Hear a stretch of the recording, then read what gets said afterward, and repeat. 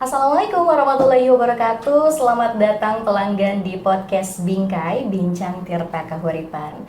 Gimana kabarnya pelanggan untuk hari ini? Semoga sehat selalu, bahagia selalu dalam menonton episode Bingkai kali ini, tentunya dalam keadaan baik-baik saja. Dan senang sekali untuk hari ini bersama saya kembali Noverina di podcast Bingkai, dan tentunya selalu menyajikan episode-episode yang sangat informatif untuk pelanggan semuanya.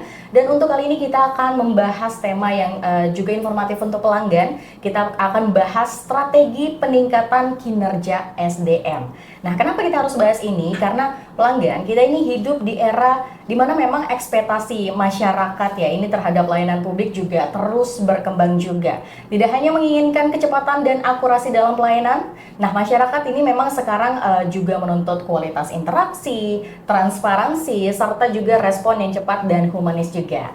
Nah, tentunya untuk di tengah arus perubahan yang begitu cepat ya, ini kunci utama agar bisa menjawab tantangannya adalah sumber daya manusianya ya. Untuk itu berbagai strategi dari Perumda Air Minum Tirta Kahuripan ini terus dilakukan untuk pelanggan semuanya, dan semua strategi yang dimiliki oleh Perumda nanti kita akan bahas juga tentang bagaimana semua ini menjadi bagian dan juga komitmen dari Perumda Air Minum Tirta Kahuripan ya, untuk memastikan bahwa setiap lini pelayanan ini bisa bekerja secara efisien, secara profesional, dan berorientasi juga pada pelanggan.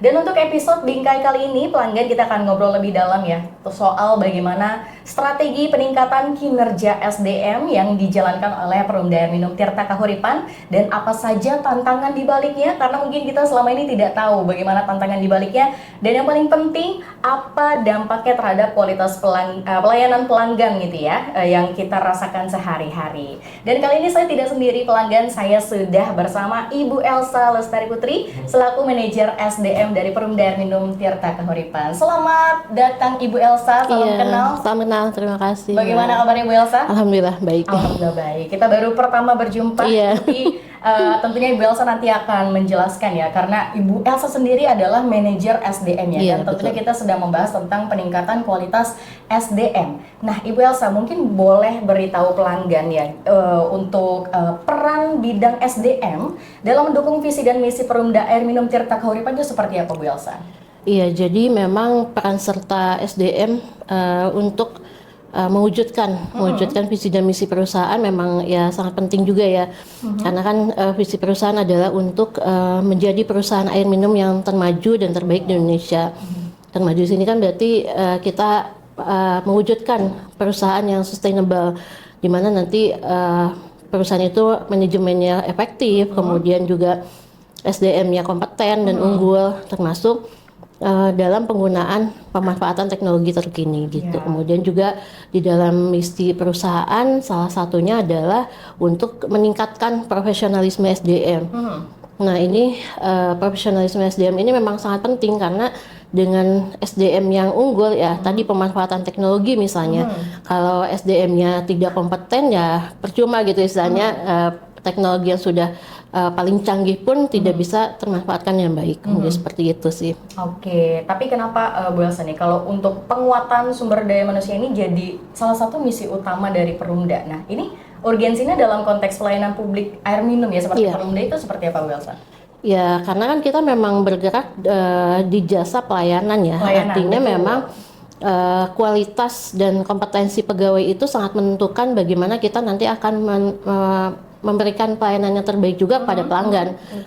Ujung muaranya adalah itu. Jadi dengan kompetensi SDM yang unggul di setiap bidang, baik di yang berhubungan langsung dengan pelanggan, misalnya teman-teman di cabang, di teknik operasional, termasuk untuk supporting yang ada di pusat misalnya. Nah, itu juga harus memiliki kompetensi yang memang sesuai bidang kerja masing-masing. Jadi memang pada saat pelayanan selain secara teknis itu bisa dilaksanakan ya, tentu kualitas SDM-nya juga harus, karena yang menjalankan ini kan adalah SDM-nya gitu.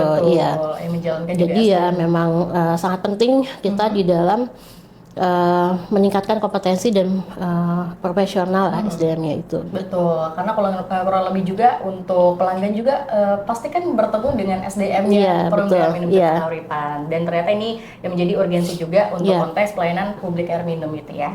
Dan juga untuk saat ini Bu Elsa, sebenarnya ini mungkin pelanggan juga ingin tahu sebenarnya kondisi dan pencapaian pengelolaan SDM di Perumda Air Minum Tirta Kahuripan sendiri ini kalau misalnya dibandingkan dengan perusahaan yang sejenis di Indonesia sekarang seperti apa Bu? Ya, sebetulnya kita dari segi penilaian kinerja, khususnya di aspek SDM, kita ada 3 indikator yang dinilai itu, ya alhamdulillah kita mencapai nilai yang memang baik dan sangat baik gitu. Jadi ada 3 indikator dalam aspek SDM, yaitu dari aspek jumlah pegawai, perbandingan terhadap jumlah pelanggan, kemudian juga dari aspek biaya diklat terhadap biaya pegawai, dan juga jumlah pegawai yang diklatkan setiap tahunnya gitu. Jadi 3 indikator itu yang tentu setiap tahun akan dinilai, dan itu yang alhamdulillah kita berada dalam kategori yang ya PDM yang terbaik lah di Indonesia gitu, dan kategori-kategori yang PDM-PDM yang memang kategori teratas lah di Indonesia gitu. Oke, berarti itu setiap tahunnya itu diperbarui gitu betul, ya Bu ya? Betul. Dan jadi, itu merujuk kepada 3 indikator yang tadi ya Bu ya? Betul. Oke, berarti kalau misalnya untuk Ibu Elsa sebagai manajer SDM sendiri, ini tantangan terbesarnya dalam pengelolaan SDM di perusahaan itu seperti apa Bu? Khususnya mungkin memang sekarang kita sudah di tengah perubahan zaman dan teknologi juga ya Bu ya? Ya memang yang utama adalah perubahan budaya kerja betul. Dari yang selama ini mungkin manual ke digital gitu, dengan adanya berbagai aplikasi di berbagai sektor ya, artinya di berbagai unit kerja juga sekarang kan sudah mengarah ke aplikasi, artinya kan pegawai juga harus dibekali dengan kompetensi yang sesuai supaya ya aplikasi ini bisa dimanfaatkan dengan baik. Tujuannya adalah kan untuk percepatan informasi, percepatan data, supaya itu menjadi bahan bagi pihak manajemen gitu. Kemudian juga selain itu tentunya perbedaan karakter dari pegawai yang kita punya dari mulai generasi milenial sampai dengan Gen Z ini kan. Jadi memang cara kerjanya itu akan berbeda. Nah, menjadi satu tantangan juga kita bagaimana bisa memfasilitasi kebutuhan pegawai baik yang dari mulai generasi milenial sampai Gen Z ini gitu. Karena kan tidak bisa disamakan ya. Betul. Gitu, tidak bisa disamakan. Kemudian juga ya tantangan lainnya gimana kita bisa menginternalisasi budaya kerja, meningkatkan motivasi juga untuk pegawai atau kerja gitu yang memang ya karena kita ujungnya adalah kepada pelayanan publik, nah itu kan. Jadi supaya etos kerja kita ya lebih baik gitu, supaya masyarakat dan pelanggan khususnya bisa terfasilitasi dengan baik. Nah, tadi Bu Elsa juga berbicara soal perbedaan generasi. Nah, ini aku juga penasaran. Ini sebenarnya tantangan khususnya untuk menghadapi perbedaan generasi ini seperti apa, Bu? Dan mungkin bagaimana cara dari Perumda Air Minum Tirta Kahuripan ini menyikapinya seperti apa untuk perbedaan generasi ini? Jadi memang untuk kebutuhan pelatihan kita setiap tahun melaksanakan namanya training need analysis. Jadi analisis kebutuhan pelatihan itu disesuaikan dengan ya tadi dari tujuannya kan untuk mendapatkan hasil data gap analisisnya. Jadi analisis terhadap kesenjangan dari kompetensi apa yang seharusnya dipunyai oleh pegawai dengan kompetensi yang saat ini memang sedang yang dimiliki oleh pegawai itu sendiri gitu. Jadi dari situ baru TNA ini adalah sebagai dasar bagi kami di bagian SDM untuk membuat program kerja pelatihan setiap tahunnya. Nah itu TNA ini memang ya kita akan berdiskusi dengan masing-masing bagian kebutuhannya apa saja gitu, termasuk ya tadi dalam hal menyikapi perbedaan karakteristik pegawai ya gitu. Nah itu juga menjadi salah satu bagian dari TNA ini gitu. Oke, tapi Bu Elsa sejauh melihat dari tantangan tersebut, yang paling susah Bu, generasi yang paling susah ketika mungkin ada pelatihan yang mungkin susah menyerap untuk budaya yang baru. Nah itu yang mana Bu sebenarnya Bu? Sebetulnya sih sama saja, mungkin caranya ya yang beda. Jadi kan kalau generasi milenial itu mungkin kita terbiasa dengan sistem yang sudah ada pakem-pakemnya lah gitu, terstruktur gitu ya. Nah kalau Gen Z ini kan nggak bisa kayak gitu ya. Jadi kalau Gen Z itu ya kadang-kadang gimana mereka gitu. Jadi ketika dikasih target atau apa, kitanya mungkin yang gemes sendiri ya, karena melihat mungkin kalau di Gen Z kan mereka yang penting tercapai. Betul. Tapi untuk mencapai itu mungkin kita melihatnya tidak terstruktur atau apa gitu. Jadi ya lebih ke situ sih sebetulnya. Tapi tujuan akhirnya tetap sama gitu. Cuma memang ya karena perbedaan karakteristik saja yang memang akhirnya membutuhkan mungkin pendekatan yang berbeda. Oke, Gimana pendekatan yang kita berbeda juga iya ya, Bu, ya. pendekatan yang berbeda gitu. Oke, dan sejauh ini dari tantangan yang sudah ada, strateginya Bu, strategi yang sudah dijalankan oleh perusahaan untuk menjawab tantangan-tantangan tadi seperti apa Bu?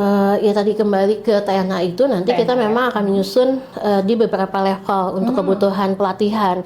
Jadi kebutuhan pelatihan itu ada pada level organisasi. Jadi organisasi lebih ke untuk budaya kerja. Jadi secara makro lah gitu kebutuhannya. Kemudian nanti ada di level divisi. Kalau divisi nanti kita lebih spesifik teknis di masing-masing unit kerja apa saja kebutuhannya. Kemudian selain itu juga ada di level manajerial, level jabatan ya. Jadi nanti misalnya kaitan dengan manajerial, kemudian dengan kompetensi kepemimpinan, problem solving kayak gitu. Itu yang kaitan dengan jabatan. Nah, nanti ada juga di level individu. Individu itu nanti kan bisa kita lihat dari hasil penilaian kinerja, kemudian dari asesmen nanti dilihat dari hasil itu apa saja sih per individu yang memang perlu ditingkatkan. Selain itu ya seperti program mutasi, rotasi itu juga kan menjadi salah satu strategi kita ya. Selain itu ya tadi digitalisasi untuk SDM, misalnya penggunaan aplikasi, kehadiran digital, kita sudah pakai aplikasi, kemudian untuk data-data SDM seperti itu. Mungkin kurang lebih itu sih. Oke, tentunya Perumda sendiri sudah memiliki strategi itu ya Bu Elsa ya. Oke, nanti kita akan lanjut lagi ngobrol dengan Bu Elsa perihal strategi peningkatan kinerja SDM. Untuk itu pelanggan jangan kemana-mana dan tetap stay tune.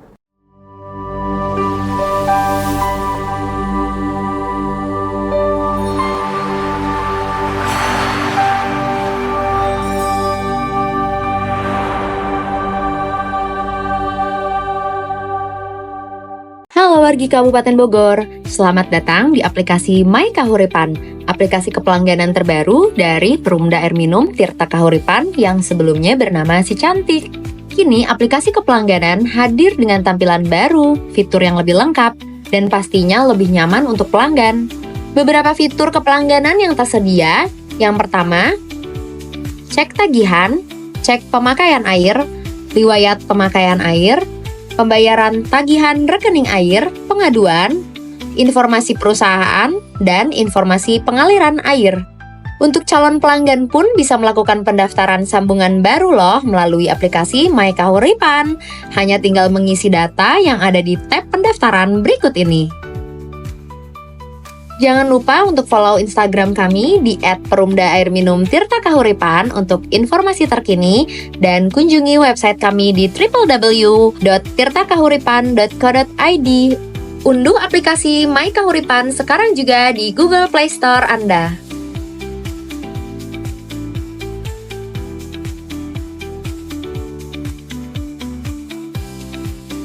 Masih di podcast Bingkai Bincang Tirta Kahuripan. Nah, tadi kita sebelumnya sudah ngobrol-ngobrol mengenai strategi peningkatan SDM dan sekarang aku juga masih bersama Ibu Elsa selaku manajer SDM-nya. Dan tadi kita udah tahu juga tentang bagaimana tantangan dan strateginya Bu Elsa ya. Yang ternyata memang untuk tantangannya sebenarnya kalau mungkin pelanggan melihat tidak kasat mata ya Bu Elsa ya. Tapi tentunya ini dirasakan sendiri oleh Ibu Elsa, apalagi Ibu Elsa selaku manajer SDM-nya juga.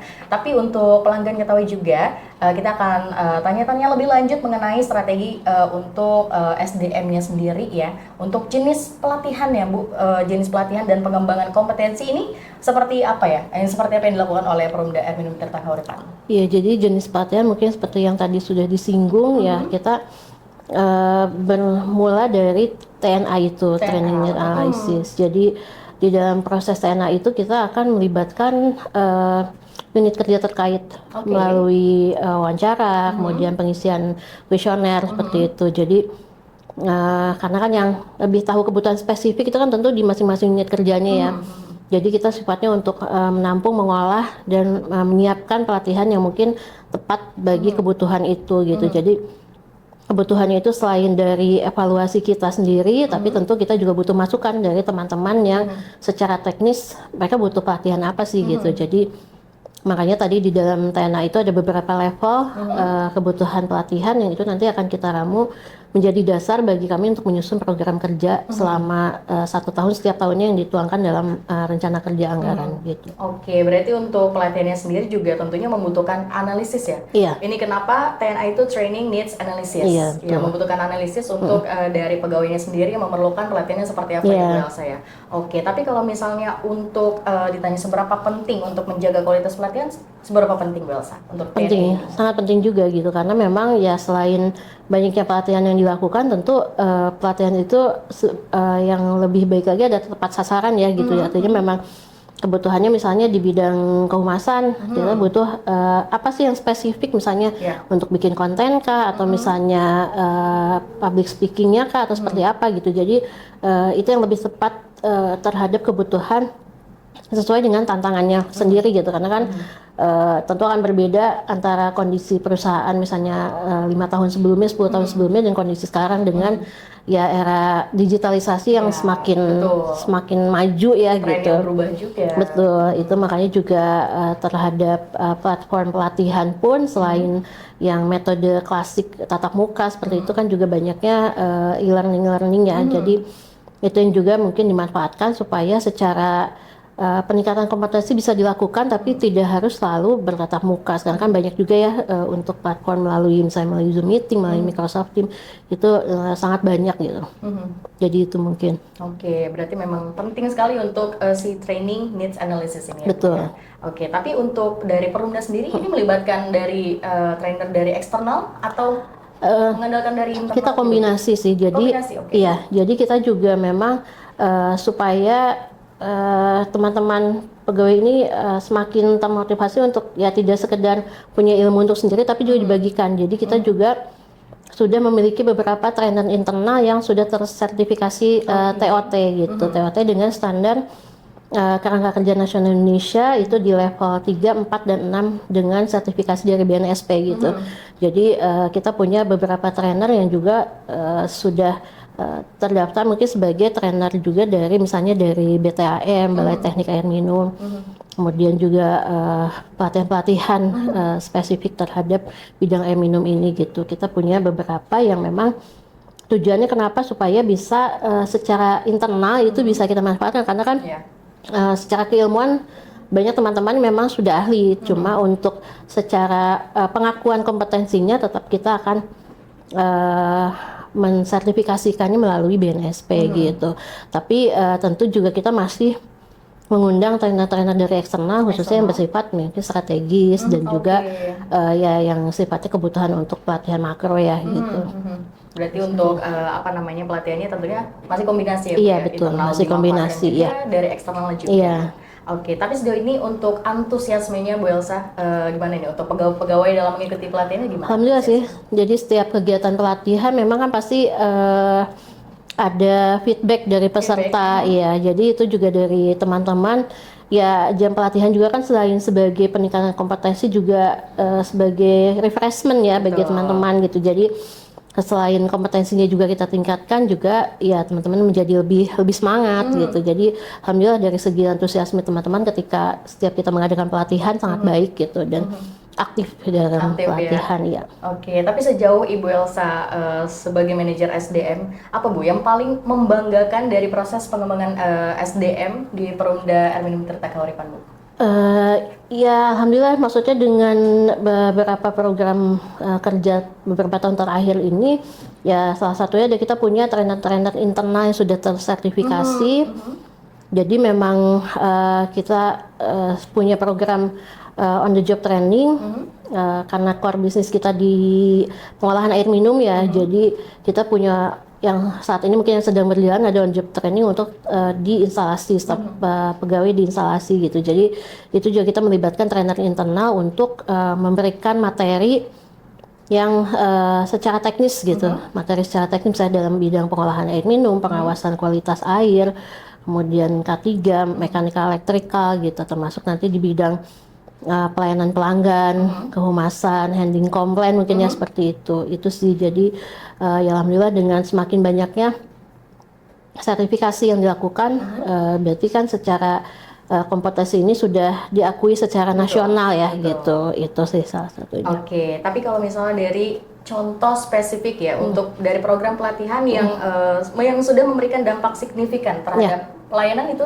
seperti apa Bu? Contoh Ya, signifikan. salah satunya itu on the job training tadi. Jadi kita di fase awal itu kita melaksanakan on job training untuk seluruh pegawai instalasi gitu. Dari situ kita mendapatkan gambaran bahwa kondisi kompetensi teman-teman seperti apa. Nah, itu ditindaklanjuti dengan program kerja yang lebih spesifik. Misalnya nanti teman-teman mana yang kebutuhan pelatihannya itu lebih spesifik, misalnya di bidang MA-nya nanti kita akan lebih perdalam gitu. Jadi yang tadinya pelatihan itu sifatnya makro untuk pengetahuan saja, lebih nanti semakin lama ya semakin mendalam untuk di bidang teknis gitu. Oke, berarti Seperti itu setelah sih. semua pelatihan sudah dilakukan, ini untuk efektivitas program pelatihan yang sudah dilakukan, apakah ada evaluasinya Bu Elsa? Evaluasi ada, jadi kita ada beberapa tahap evaluasi. Oke. Jadi yang pertama itu pada saat setelah melaksanakan pelatihan, itu ada evaluasi untuk dari sisi penyelenggaraan pelatihan itu sendiri. Jadi nanti yang dinilai dari peserta adalah terhadap materi, narasumber, termasuk sarana prasarana yang digunakan pada saat kegiatan pelatihan. Kemudian ada juga evaluasi dari sisi pembelajaran, jadi sejauh mana pemahaman teman-teman pegawai peserta ini terhadap materi yang disampaikan. Jadi nanti metodenya melalui pretest dan posttest pada saat sebelum pelatihan dan setelah pelatihan itu nanti akan terlihat peningkatan pemahamannya seperti apa, sejauh mana lah gitu. Yang ketiga adalah evaluasi dari sisi penerapan. Jadi secara berkala setelah pelatihan, setelah 3 sampai 6 bulan pelatihan itu kita akan menyampaikan form evaluasi terhadap atasannya, terhadap atasan langsung, karena kan setelah pelatihan berarti mereka aplikatif dulu di pekerjaannya, nah baru nanti itu yang dinilai oleh atasannya, dan juga terhadap transfer knowledge untuk teman-teman di unit kerjanya itu, karena kan ya tidak semua mengikuti misalnya. Nah itu tapi kan tetap pegawai yang dikirim pelatihan itu punya kewajiban untuk transfer knowledge gitu. Jadi evaluasi seperti itu dari mulai selesai pelatihan sampai ada. dengan setelah penerapannya itu sendiri. Oke, gitu. setelah penerapan juga tentunya ada evaluasi. Iya, Dan betul. tentunya evaluasi itu terus dilakukan untuk mencari tahu ya mungkin apa kurangnya Bu Elsa ya, dan tentu untuk bisa untuk strateginya mungkin agar lebih baik lagi untuk peningkatan SDM-nya. Oke, terakhir Bu Elsa mungkin bisa berikan harapan dari Bu Elsa untuk adanya program pelatihan SDM untuk Perumda Erminum Tirta Kahuripan?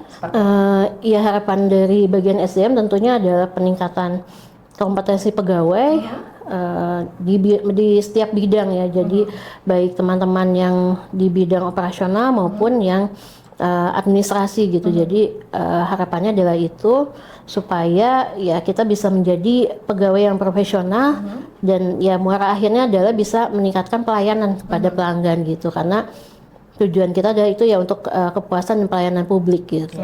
Jadi harapannya itulah hasil akhirnya tetap ke pelanggan gitu. Tetap untuk kepuasan pelayanan untuk pelanggan. Betul. Ya. Oke, terima kasih untuk Iya, Elsa terima sudah diajak kasih. ngobrol untuk hari Sama-sama. ini, dan tentunya ini menjadi untuk informasi untuk pelanggan juga untuk tahu di belakang layar ya Bu ya. Ibu Elsa kita SDM-nya itu seperti apa, dan tentunya untuk SDM kami ya Perumda Erminum Tirta Kahuripan selalu memberikan yang terbaik ya, selalu melakukan pelatihan-pelatihan karena ini juga strategi kita agar selalu memberikan yang terbaik untuk pelanggan semuanya. Oke, dan tentunya terima kasih untuk pelanggan yang sudah menonton podcast ini Bingkai, dan tentunya jangan lupa untuk subscribe YouTube channel ini ya, dan jangan lupa juga untuk follow Instagram kita di @perumda_erminum_tirta_kahuripan. Di sana tentunya ada banyak informasi, dan tentunya untuk pelanggan ya untuk informasi penyambungan air, untuk gangguan air juga, dan untuk pelanggan ya kita juga sudah punya aplikasi, langsung download My Kahuripan di Google Play Store. Ini tentunya untuk